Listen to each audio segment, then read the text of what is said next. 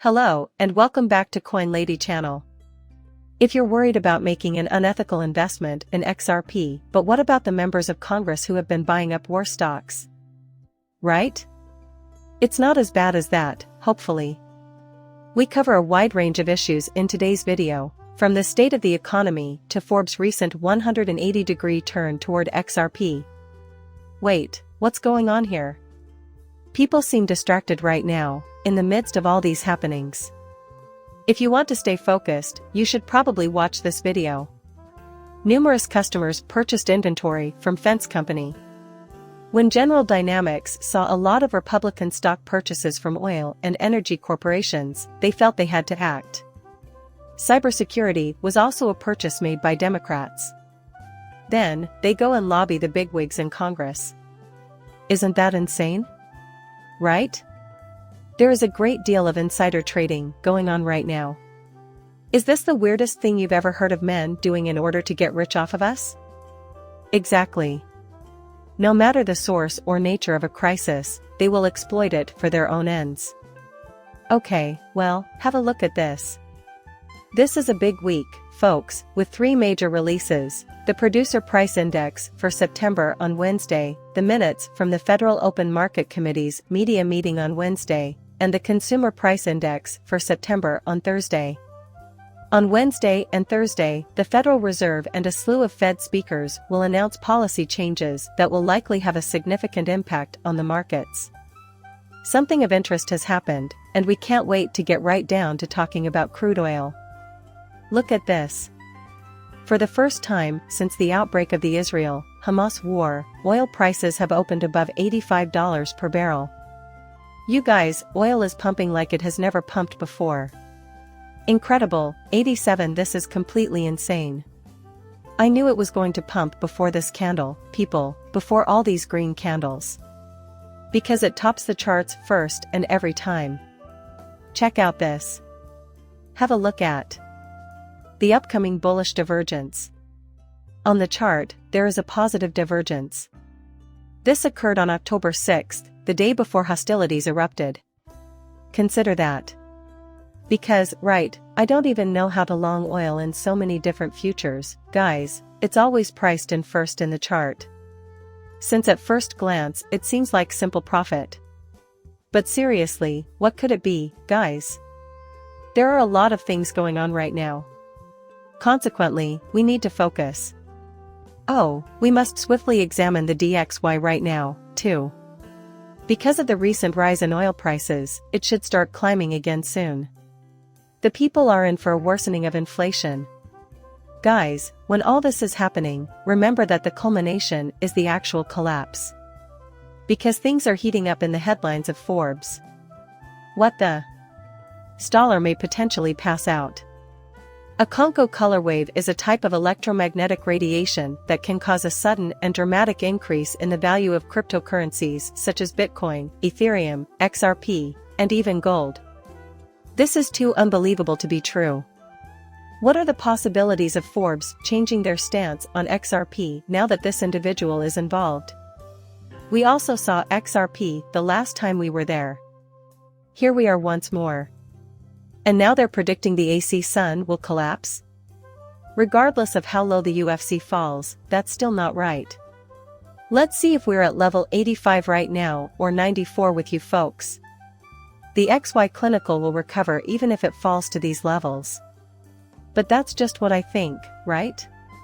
It's inevitable that throughout the collapse, some people will have views contrary to those held by the majority.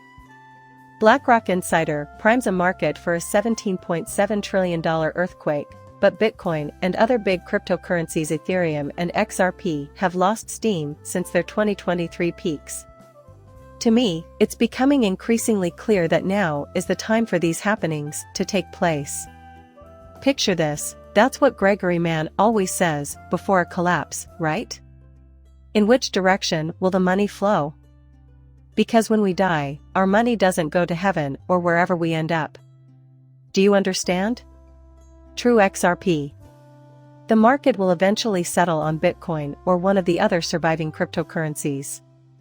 Therefore, let's pay close attention. Now that the Fed is in the midst of a debt path, spiral, and analysis, the Fed will be compelled to resume its money prints, which might lead to the collapse of the US dollar and a Bitcoin price explosion that rivals gold. Wow. Again, you do realize that this is just a ploy, right? There is no humor about this. The implications of why we are having this WARY. Because they need to start printing money again so they can pay for a war, of course you do. Money, weapons, and soldiers should be shipped over to prop up the economy and the debt market until they can't take it anymore and the economy and the market collapse, at which point the game is over. Wow. These gentlemen are incredibly astute. This isn't funny at all. Someone has criticized Bitcoin and gold as being unreliable as inflation hedges. So, what do you think of that, guys? Oh my, look at this. All the way through their 2020 plan. This is the result. The Federal Reserve has to step in to prevent disaster. I suppose now even death has stepped in to save the day. Right. Due to a longer than usual lag in the Fed's inflation, the central bank may be obliged to quickly adopt a dovish stance in the face of an ACS recession by slowing the pace of interest rate hikes following the money supply boom in 2020 and 21. Assuming what? For this reason, investors in gold bullion and Bitcoin stand to gain if the United States fails to abandon its unconventional monetary policy. Whoa, okay. Wow. They finally blurted out. Meanwhile, institutional interest in Bitcoin and other big cryptocurrencies has increased dramatically. That's insane. BlackRock, the largest wealth manager in the world, is leading the charge. Do you think I'm crazy to believe this? They've changed their tune again. Men. They're beginning to warm up to XRP. Now XRP appears in titles and other places where those who create such things have creative license to invent it. You wouldn't believe it if I did. The proceedings are picking up speed, and the focus is beginning to shift to the cryptists who will survive. My, it looks like United States District Court is trying to mediate a settlement between Ripple, represented by Lisa Torres, and the SEC, Securities and Exchange Commission. This is backed up by the article itself, people. This is serious, right? Remember, folks, bad news can strike at any time, but especially on a regular basis like this 8.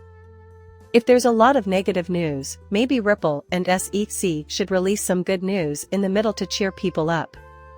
But according to Jeremy, a lawyer, when I tell you about the war and other unfortunate events, you know I'm talking about bad stuff, right?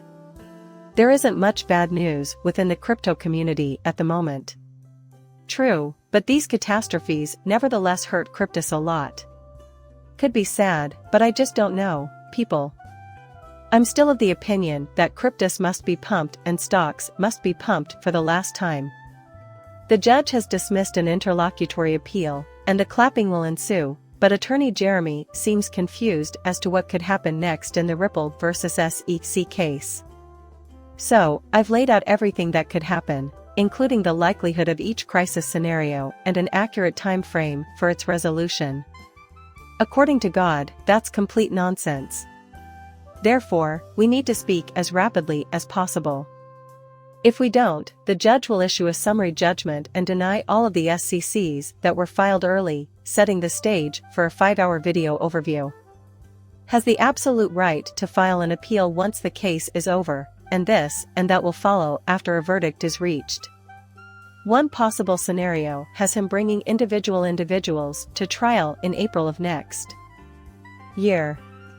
39%, that's, quite a height. Right?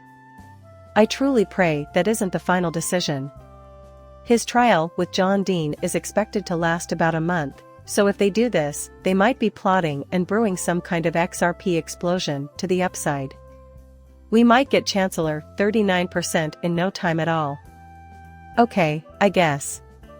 Since the judge has only reserved the most difficult aspects of the case for trial, SEC stands a good chance of losing and having some of its dirty laundry exposed in the process. Wow. They obviously won't follow this course of action. It is unlikely that an appeal will be filed until 2025 if the SEC goes to trial. What this implies is that we probably won't get a judgment on an appeal until 2026. Wow, people, even if the SEC wins on appeal, the case will probably be sent back to the court for more litigation. Thus, it was clear that the only option left was to take the whole matter to trial and appeal the rulings that went against Ripple. It's not right, and it's not likely to get any better, but it's the most likely consequence. June 14, 2027, to be precise, have a good shot at it. Once more, by 2027, everyone will know that I don't believe that those guys now know Louis C's timeline. Sadly, I don't see that happening. Right? Maybe, but I really don't know. Number 2, here we go, I just don't see that happening. There is a 32% likelihood that the SEC will reach an out-of-court settlement with the individual defendants and then proceed to secure a final judgment against Ripple, which it will then appeal. Even if this is the greatest course of action for the SEC, I highly doubt they will take it. By striking an agreement with the individual defendants, the case can be sent to the appeals process 9 to 12 months sooner, saving the government time, money, and political capital by allowing it to skip over a complex and time-consuming trial. The SEC said that it needed to file an appeal as soon as possible since the duration of the remedies litigation would take a very long time. This choice remained open until the worst day of August, the 26th, to be exact. Here we go with Plan 3. The SEC resolves all pending litigation against the individual defendants who have responded to the lawsuits. Sure, it's possible that'll happen at the settlement conference the judge mandated down below, but SEC hasn't exactly been brimming over with willingness to give an inch. So, what do you all anticipate will occur? The SEC would benefit from a settlement. The bad guys at the Chronicle write a hefty check, and the publication gets to publish another installment.